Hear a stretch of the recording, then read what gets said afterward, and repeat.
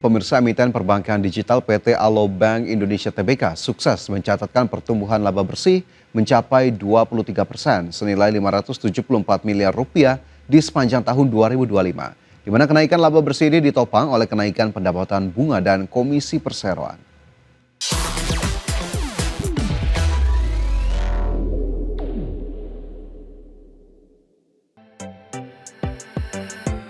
Emiten perbankan digital PT Alobank Indonesia Tbk sukses mencatatkan laba bersih mencapai 574 miliar rupiah atau tumbuh 23% secara tahunan di sepanjang tahun 2025.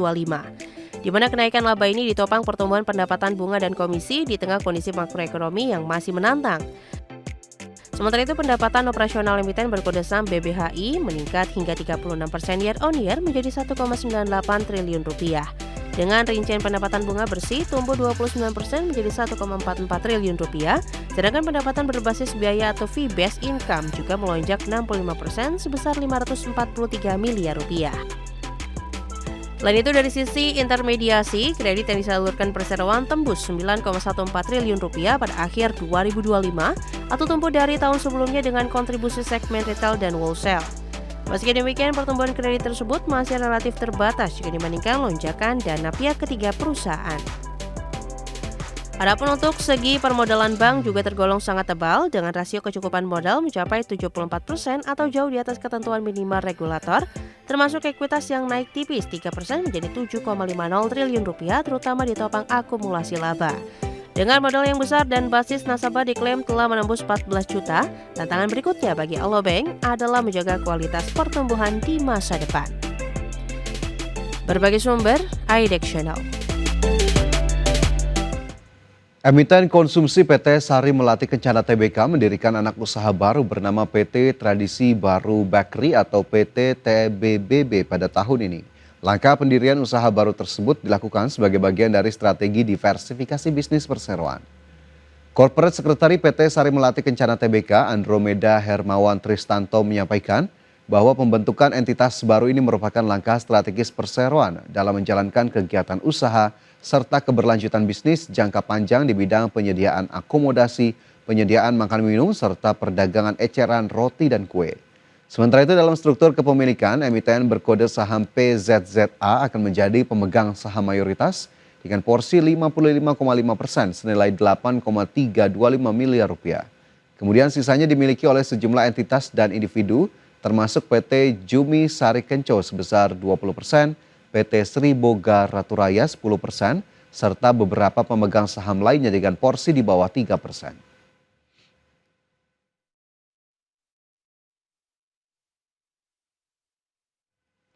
Emiten energi PT Samindo Resources Tbk tengah membidik volume pemindahan batuan penutup atau overburden removal sebesar 34,5 juta BCM dan target produksi batubara atau coal getting di angka 4,5 juta ton pada tahun 2026. Di mana sebelumnya capaian overburden removal perseroan di tahun lalu ditaksir mencapai 32 juta ton.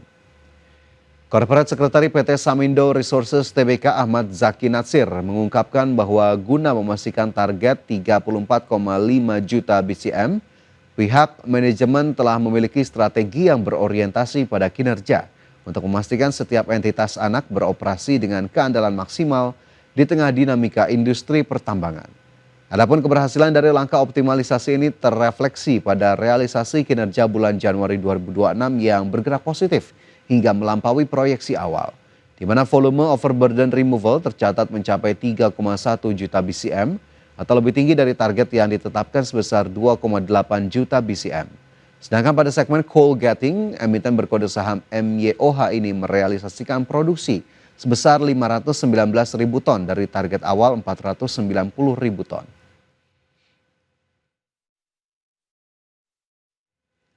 Emiten jasa transportasi PT Transpower Marine Tbk terus menyiapkan sejumlah langkah baru dalam mengoptimalkan kinerja di tahun 2026. Salah satunya ialah melakukan penambahan jumlah armada untuk unit tugboat dan kapal tongkang dengan biaya modal mencapai 65 juta dolar Amerika. Emiten jasa transportasi laut PT Transpower Marine Tbk terus mengoptimalkan kinerja tahun 2026 dengan sejumlah langkah, salah satunya ialah melalui penambahan jumlah armada. di mana perseroan bersama dengan anak usaha berencana menerima tambahan 17 unit tugboat dan 20 unit tongkang pada tahun ini dengan alokasi belanja modal mencapai 65 juta dolar Amerika.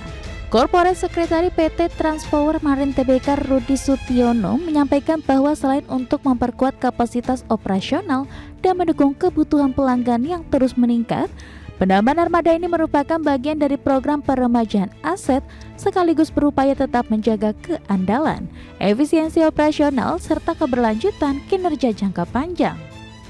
Sebagai informasi, saat ini seluruh armada milik emiten berkode saham TPMA berada pada tingkat utilisasi yang optimal berkat sinergi seluruh fungsi di perseroan, khususnya dalam memastikan ketersediaan kontrak, kelancaran operasional, serta pengelolaan armada yang optimal. Oleh karena itu, guna mempertahankan tingkat utilisasi yang baik di 2026, pihak manajemen akan terus menjaga hubungan jangka panjang dengan para pelanggan, termasuk bersandar pada keahlian tim operasional dan komersial. Adapun pihak perusahaan juga akan terus memastikan ketersediaan armada dalam kondisi prima, meningkatkan efisiensi operasional, serta memberikan layanan optimal kepada pelanggan agar tetap menjadi mitra pilihan di tengah dinamika dan kondisi industri pelayaran yang semakin berkembang dalam beberapa tahun terakhir. Berbagai sumber, IDX Channel. Presiden Prabowo Subianto tiba di Yordania untuk melakukan pertemuan dengan Raja Yordania Yang Mulia Abdullah II bin Al-Hussein. Kunjungan ini sekaligus menyaksikan penandatanganan sejumlah perjanjian kerjasama di berbagai sektor. Kedatangan Presiden Prabowo di Pangkalan Angkatan Udara Marka Aman disambut putra mahkota Pangeran Hussein bin Abdullah II, jajaran pemerintah Yordania, serta Duta Besar Republik Indonesia untuk Kerajaan Hashimiyah Yordania. Presiden juga menerima sambutan hangat dari puluhan diaspora dan mahasiswa Indonesia yang telah menantikan kehadirannya di Ibu Kota Aman. Selain bertemu dengan Raja Yordania, Yang Mulia Abdullah II bin Al-Hussein, kunjungan ini juga sekaligus menyaksikan penandatanganan sejumlah perjanjian kerjasama di berbagai sektor.